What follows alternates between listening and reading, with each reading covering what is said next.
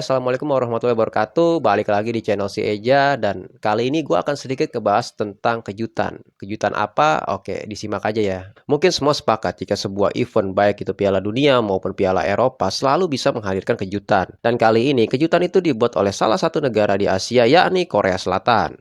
Sebagaimana kita tahu bahwa Piala Dunia tahun 2002 digelar di dua negara yakni Korea Selatan dan Jepang. Saat itu timnas Korea Selatan dilatih oleh pelatih asal Belanda yakni Guus Hiddink yang dikenal dengan sistem permainan total football. Perlu diketahui bahwa Guus Hiddink adalah pelatih timnas Belanda di Piala Dunia tahun 1998.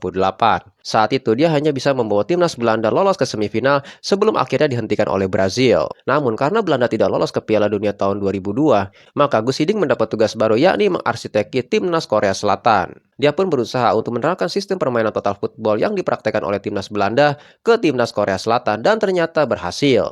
Loh, apa buktinya? Nah, inilah yang akan kita bahas. Jadi di Piala Dunia tahun 2002, Korea Selatan tergabung di grup D bersama Polandia, Amerika Serikat, dan Portugal. Karena bertindak sebagai tuan rumah, tentu saja Korea Selatan mendapat dukungan penuh dari para supporternya. Di pertandingan pertama, mereka berhasil mengalahkan Polandia dengan skor 2-0 melalui gol Wang Sung Hong dan Yo Sang Cho. Di pertandingan kedua, mereka hanya bermain imbang 1-1 melawan Amerika Serikat, dan saat itu satu-satunya gol Korea Selatan dicetak oleh An Yung Wan. Dan di pertandingan terakhir penyisian grup D, di luar dugaan mereka berhasil mengalahkan timnas Portugal dengan skor 1-0 melalui gol Park Ji-sung. Di mana saat itu Portugal diperkuat oleh pemain-pemain bintang, dua di antara yakni Luis Figo dan Rui Costa. Mereka pun lolos ke 16 besar dengan status sebagai juara grup D. Kejutan pun dimulai saat mereka berlaga di 16 besar melawan timnas Italia. Dan di luar dugaan mereka berhasil mengalahkan tim Azzurri Italia dengan skor 2-1.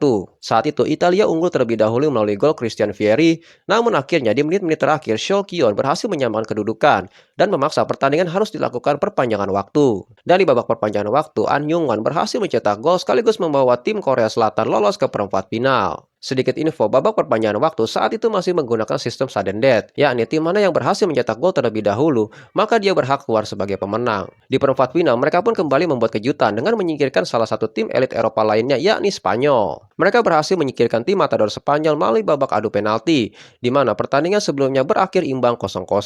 Namun akhirnya langkah mereka terhenti di semifinal ketika mereka berhadapan tim Panzer Jerman. Namun saat itu Jerman pun harus bersusah payah meraih kemenangan melawan Korea Selatan dengan skor 1-0 melalui gol Michael Ballack. Dan di pertandingan perebutan tempat ketiga, mereka pun harus mengakui keunggulan Turki dengan skor 3-2. Tentu hal ini menjadikan Korea Selatan sebagai satu-satunya negara Asia yang berhasil menembus semifinal di Piala Dunia. Dan yang menjadi pertanyaan, apakah Korea Selatan mampu kembali mengukir sejarah tersebut ataukah ada tim-tim Asia lainnya yang juga bisa mengikuti jejak Korea Selatan seperti Jepang, Cina, Arab Saudi, atau bahkan Indonesia? Itulah sedikit cerita yang terjadi di Piala Dunia tahun 2002 di Jepang dan Korea Selatan, di mana terjadi sebuah kejutan, yakni tim Asia Korea Selatan berhasil menembus semifinal. Bahkan saat itu, timnas Korea Selatan digadang-gadang sebagai jelmaan timnas Belanda yang tidak lolos ke Piala Dunia 2002. Oke, sampai jumpa di video-video berikutnya, dan kurang lebihnya gue mohon maaf.